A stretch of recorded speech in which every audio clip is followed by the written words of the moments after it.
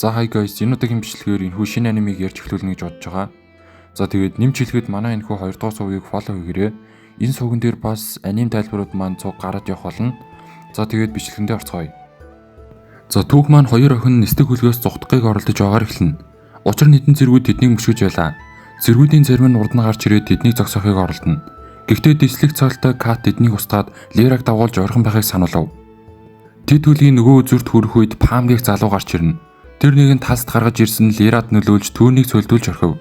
Кат түүнээс зогсоохыг шаардна. Яг тэр үед Лерагийн нүд гэрэлтэж талс тагарснаар дэлбэрч Лера хөлгөөс унчдаг. Одоо харин хүмүүс талбайд ажиллаж байгаа нэгэн жижиг тосон гарна. Энэ бол хүүхдүүд тоглож наацсан маш тайван газар юм. Гран гэх залуу мод хагалж байлаа. Найз нь түүнд чийч мод хурдан хагалах юмаа гэхэд тэрээр би бүр дасчихсан биеийн тамиртай их сайн шүү гэж хариулав. Яг тэр үед түүний Верн гэдэг луун аавтайгаа хамт хурж ирнэ. Тэд түүнд алим өгөхөд Гран талархснаа илэрхийлдэг.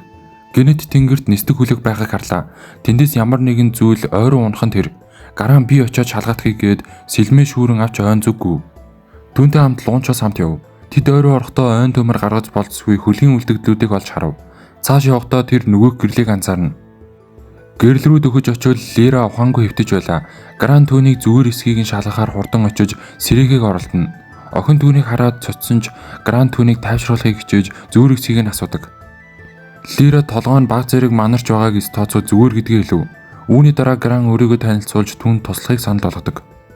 Лера түүнд тусласанд баярлаа гэв. Тэр Вернийг харангуйтаа нисдэг өрүүлгэж дуудсан түүний дургийг ихэд хүргэв. Учир нь тэр луу юм. Гран түүнээс хэн болгоёг нь асуухад тэр өөрийгөө Лера гэж танилцуулна. Гран юу басныг илүү лавдаж асуухад Лера маш удаан хугацаанд харанхуй өрөөнд байсан бөгөөд Кат түүнийг тэндээс аварч тэд хамтдаа зугтсан боловч хүмүүс төөгцөн тухайгаа ярьлаа. Тэгээд тэр Катыг хаанаас олж болохыг мэдгэсгийг нь асуув. Гран түүнийг ямархуу гадаа төрөлтгөн болгохыг асуухад хүчтэй бас үзэсгэлэнтэй гэж хариулав. Гран Катыг олно гэж баттай хэлээд түүнийг өөртөөгөө хамт тосгон руу явахыг санал болголоо. Гэнэт зэргүүд тэднийг олж хараад Лера санаа зовж Граныг зугтгаж хэлсэн ч тэр түүнийг хамгаалахыг хичээнэ. Гран тэдний өөдөөс сэлмээ сугаллаа. Цэргүүд түүн рүү дайрах үед тэр нэгийг нь унгаж орхив. Үүнийг харсан нөгөө цэрэг нь түүнийг зохиогч Гран түүнийг бас л устгаж өнгөв. Тэр Лерад одоо аюулгүй болсныг хэлээд тосгоныхонд энд юу болоод байгааг дуулах хэрэгтэй гэдгээ хэлв. Тэгээд тэднийг ярилцаж байх зуур цэргүүдийн нэг нь тусламж дуудахаар тэнгэрүү дохионы гэрэл харвлаа. Кат дөхөөг харангуудаа тэр зүг рүү гүйлээ. Гран Лера хоёр тэндээс зутах замдаа эдгээр цэргүүд хаанаас ирснийг асуудаг. Лера тэднийг өөрийг нь удаан хугацаанд хорьсон Арстра гүрнээс ирсэн гэж хариулав. Өөр цэргүүд гарч ирээд бүр урдаас нь хаад зогсдогч яг цагаа олоод Кат гараад ирдэг. Тэр хүчээ ашиглан тэднийг нүд ирэмхийн зуур устгаад Лерагаас зүгээр эсхийг нь асуугаад дагуулan яв. Тэр энд үлдэх нь аюултай тул өөрийг нь дагахыг Гранд анхаарууллаа. Хэсэг хугацаанд гүйсний дараа Кат тэндээс зутахын тулд нисдэг хөлгөөс түлхсэндээ Лерагаас дуужилт гуйгаад тэднийг нисдэг хөлөг хүлээж байгаа тул энэ арлаас явна гэдгийг хэлв. Лера энэ хоёр залуугийн ачаар аврагдаж ямар ч бэртэл гэмтэлгүй аваагүйгээ тайлбарлана. Кат тэдэнд талархал илэрхийлж өөрийгөө танилцууллаа. Тэр бол эзэнт гүрний дислэгч бөгөөд Гран түүнээс яагаад эзэнт гүрэн тэднийг хөөгд байгааг асууна. Кат Лераг онцгой хүчтэй охин бөгөөд маш удаан хугацаанд туршилтад зориулагдсан хоригдож байсан. Түүнийг нь тэрээр харж төвчээгүй тул тэндээс зугтсан гэдгээ хэлв. Гран энд аюултай байгаа тул аль болох хурдхан явах нь зөв гэдгийг хэлдэг. Тэр нисдэг хөлөг рүү илүү хурдан очих замыг мэдэж байлаа. Тэднийг тэндээс явах үед хэдэн цэргүүд нэгэн эрэгтэйг байцааж цэнхэр үстэй охин харсан эсхийг нь шалгаж байв. Өнөөхөр үнийг нь үгүйсгэн Кат олон бусд нь цэргүүд тэр эрийг хүчлэн тусламж шаардаж байгааг харж байлаа. Түүнийг татгалзахад тэд түүнээс бяцхан охиныг нь булан авчээ. Кат түүнийг хараад төвчж чадалгүй сэлмээрээ тэднийг ар араас нь унгав. Энэ үед Гранч бас тэнийг цэргийг нь дарж Катад туслалаа. Бяцхан охин аавтайгаа буцаж уулзав. Өнөөхөр Гран руу хараад юу болоод байгааг асууна. Гран дараа нь тайлбарлаж өгнө гэж амлаад босод тосгоны хүмүүсийг бас анхаарч хамгаалахыг хүсдэг. Тэднийг явах үед тосгоны иргэд энэ хэрэг тутгалцсанд Кат ихэд харамсаж байлаа. Дараа нь хэсэг зэргүүд ойд нуудаж байгаад тэднэрүү дайрсан ч Кат түүнийг мэдэрч тэднийг буцаан зөхнө. Гэнэт Пам гарч ирээд Катын ухааныг биширдэгч эзэнт гүрнээс зутах түүний стратегид мөн адил үг хэлж чадахгүй гэв. Кат Гранд Лераг аваад зугтгаж хэлнэ. Пам түүнд нөгөө талстаа харуулад одоо зутаж чадахгүй гэдгийг нь сануулна. Тэр хэн нэгнийг дуудаж одоо хэдийнэ оройтсон тул зутах ямар ч боломжгүй хэллээ. Хайра гэдэг дөрвөн лолгот руу гарч ирээд Гран руу дайрч түүний газар дунгав. Гран бүх галт бөмбөлүүдээс зуглаж чадсан ч галын дөлөнд бүслэгдэж орхидог. Яг тэр үед луу түн рүү дайрч цээжинд нь гүн шарах үлдэв. Үүнийг хараад бүгд шоконд оров. Вээр нь хүртэл уйлж эхлээд түүнийг сэрхийг гуйна. Катиг үүн дуурлан зогсож байхад Пам төхөж ирээд хэрвээ Лираг өөрт нь шилжүүлж өгөхгүй бол байдал үүнээс ч дордох болно гэж сүрдүүллээ. Тэр түн рүү дайрч яагаад түн шиг дэслэгч ийм сүрлийг сонгож байгааг нь гайхаж тохуурхдаг. Яг энэ үед Лирагийн Грант туслах ээлж нь ирсэн тул тэр хүчээ сэргээв. Тэр шивчлэг уншин хойд насанд нь очиж Граныг эмчлэх ба түүнд өөрийнхөө хүчийг хуваалцах болно гэдгээ хэлв. Түүнийг Гран руу гараа сунгах үед Пам Лирагийн тусламжийг зогсоохын тулд талстыг ашигладаг. Тэр түүнээс зүүж байгаа талстыг нь өгөхийг шаардсан ч Гран арийнхын босож ирээд би нэг л өөр санагдаад байгааг хэлэн өөрт нь юу тохиолдсныг Лирагаас асуув. Пам тэр хоёрын хүчийг хараад бүр хөвжөлдөж орхилоо. Пам хайрлууд Лира руу дарахыг тушаана. Гэвч энэ удаад Гран Лира хоёр хүчээ нэгтгэн шивчлэг ашиглаж Бамон хэмээх домогтлууг дууддаг. Маш өчрхөг Бамон луу гарч ирлээ. Пам түүнийг хараад айн сүрдэв. Тим том лууг хараад Пам сандран энэ одоо ямар амтан бэ гэд хайраад түүнийг устгахыг тушаана. Энэ хооронд Лира Бамонд өөрийгөө суллахыг даалгалаа. Бамоныг суларч байхыг харсан Пам хайраад дайрахыг тушаахад тэр галт бөмбөлгүүд үүсгэж Бамон руу шидэж эхлэв. Гэвч энэ нь ямар ч нөлөө үзүүлсэнгүй. Үүнийг харсан Пам хайраад илүү олон галт бөмбөлөг шидэхийг тушаахад тэр улам олныг үүсгээд Бамон руу буудлаа. Скинзур Бамон огт хөдөлгөхгүй байсанд Пам түүнийг дууслаа гэж бодон тайвширсан ч гинэт Бамон асар том энергийн бөмбөлөг үүсгэж хайр руу хараад ганцхан хөдөлгөөнөөр хайраг ойн тал хэсэгтэй хамт үнс чандран болгочихсон тэр. Үүнийг тосгоны иргэд хүртэл халаас хар зогсно. Пам нүдэндээ ч итгэж чадсангүй. Бамоны сучруулсан сүрлийг хараад тэрээр энэ ч одоо ямар гэжийн мангас вэ гэж уулах алдаад цэргүүдээ нийслэл рүү шууд урахыг тушаалаа. Энэ үед Кат Бамон руу харан Лираг ямар хүчтэй болохыг дотроо гайхажуулаа. Үүний дараа Гран Лирагаас лууны талаар асуухад тэр энэ бол бидэнд туслахаар ирсэн Бамон байна гэж хариулав. Тэгээд тэр талстаа хурж Бамоны сүнсийг буцааж оруулаад тулалдсанд нь талархдаг.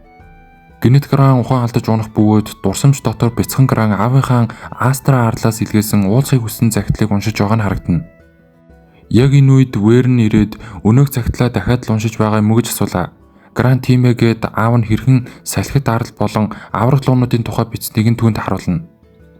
Тэр тэнгэр рүү хараад яг л аав шиг тэнгэрийн аялагч болно. Тэнд очиод аавтайгаа уулзах болно гэлээ. Яг энэ үед Аарон ирээд тэр газар чинь үлгэр домог төдий оршин байдаг гэгч ямар ч баталгаа байхгүй гэж хэлв. Үүнийг зогсоод Гран баг зэрэг ундууцаж толгодын уруу руу өсрөн буухдаа тэр газар үнэхээр байдаг. Бас аав минь намайг хүлээж байгаа гэж зүтгэн. Аарон чи ойд очиод төрчихдөг юм бэж яаж тийм хол явах юм бэ гэж шивнэн түүний дурууг бүрчхээр үрдэг. Тэд маргалдаж эхлэх үед Аароны аав ирч хоёулангийн цохиж аваад зодтолтгой болохыг шаарддаг бөгөөд Гран энэ захиад түүнийг ямар их баярлуултыг нь мэдэж байгаач төвчээртэй байх хэрэгтэйг сануулав. Тэр мөрөн дээр нь гараа тавьж Астра арал руу явж аавтайгаа уулзах боломж түүнд заавал олдно гэж итгүүлдэг. Харин одоо цогт Гран сэрээд Лираг өөрийнх нь өрөөнд сууж байхыг харна. Гинэт өхөн өсрөн босч түүнийг амьд байгааг нь тайвширн тврээд шархан бүрэн идэгсэн эсхийг нь шалгаж биенд нь хурж өвдөж байгаа эсхийг нь асуув. Охин түүнд хид ойрцноос болж тэр орноос унах үед Вэрн орж ирээд түүний гэмцнийг нь хараад ямар их айснаа хэлэн түүн рүү өсрөн очдог.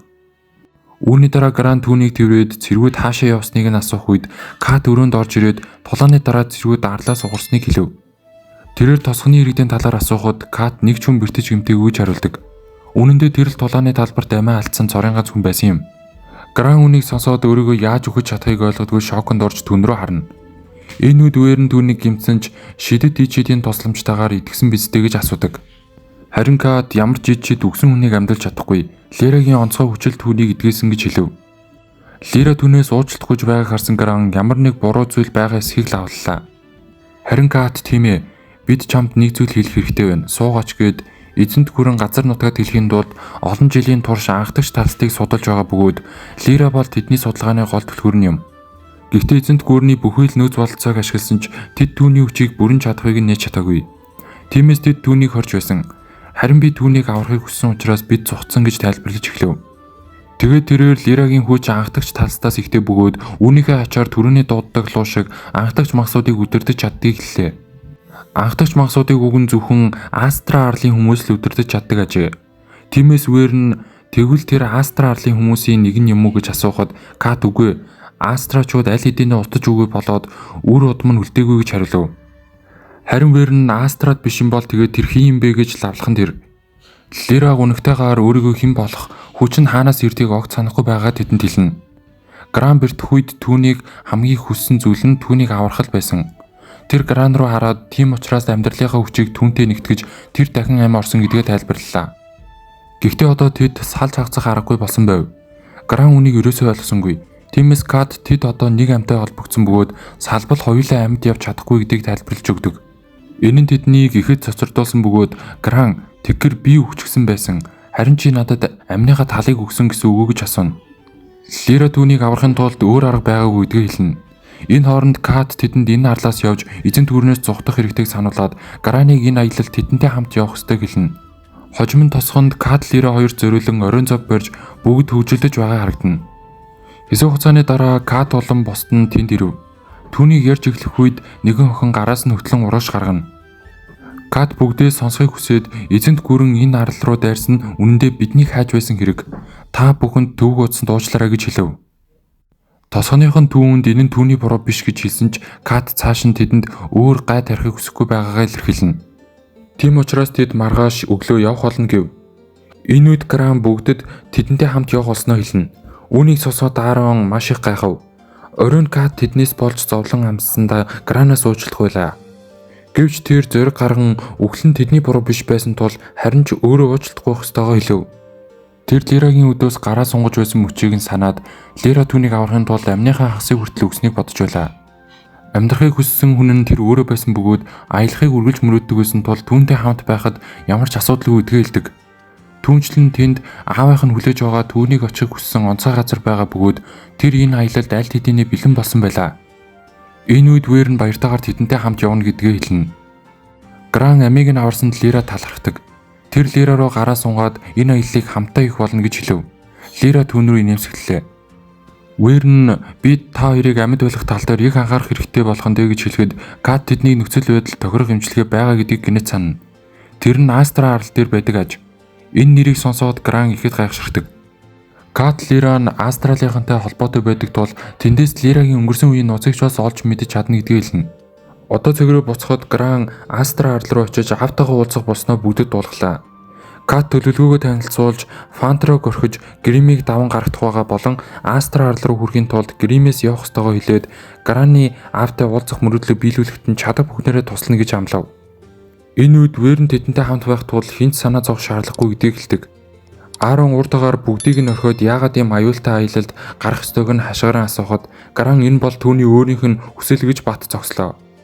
Аароны аав түүнийг тайвшруулад ааваас нь тэр цагт л ирсэн цагаас хойш Гран мөрөөдлөг биелүүлэхийг үргэлж хүссээр ирсэн тул тэр явах хэрэгтэй хэлдэг. Тосгоны бүх хүн үнийг мэддэг бөгөөд Аарон түүнээс аавтайгаа уулзсныхаа дараа эргэж ирэх хэсгийг нь асуув. Гран эргэж ирнэ гэж түүнд амлалаа. Баяр наадам эхэлж бүгд Лирад бүхий л хоол хүнсээр үлчиж эхэлнэ. Энэ хооронд Аароны эцэг эх Катаас аяллаа турш Граныг сайн харж хандахыг хүсдэг. Маргааш өглөө нь Гран хоёуг дуулгаа өмсгөн бэлэн болоод аавынхаа өгсөн захидлыг авч харлаа. Тэр бусдаагаа уулзан Катын хуучин нэстэг хөлгийг хараад маш их тогтолж байв. Аав охин түүнд аавыг нь тэнгэрийн аялагч болохоор яг ийм цаг агаартай өдөр замд гарч байсныг дурсан хэлдэг. Аав нь энэ бол аяллаа эхлүүлэх сайхан эхлэл байна гэлээ. Гран аваг ахта талархаад бүгд нь бие бодорой гэж захиад удахгүй эргэж ирнэ гэдгээ амлалаа. Тэдний хөөрөх үед хөлөг доторгүй болж тэдний баг зэрэг айлгаж өрхөв. Нэстэг хөлөг ихэд донсоосон тул тэд Катыг хөшүүргээ татахыг хүсэх бөгөөд үүний дараа хөлөг докторжиж тэд шууд болон үлсийг харан баяслаа. Гран тосгоноо дээрээс харахтаа өөрийнх нь тосон ийм жижигхэн гэж хизээж бодож байгаагүй гайхна. Буцаж ирнэ гэсэн амлалтаа бас дахин нэг сандаг. Тэр Катад аавынх нь байгаа газар буюу Астра арал руу явахыг хэллээ. Гэтэл гинэд бүгд сандралтаж эхлэв. Учир нь нэстэг хөлгийн хөшүүрөг хугарч дахиад л тогтворгүй болж эхэлдэг. За тэгээд энэ удаагийн анимны маань part 1 дугаар дуусч байна. Бичлэгтээ лайк болон subscribe дарсан бол дараагийн дугаар маань илүү хурдан гарах болно.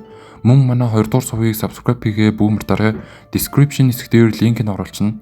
За тэгээд дараагийн бичлэгээр уулзцгаая. Bye.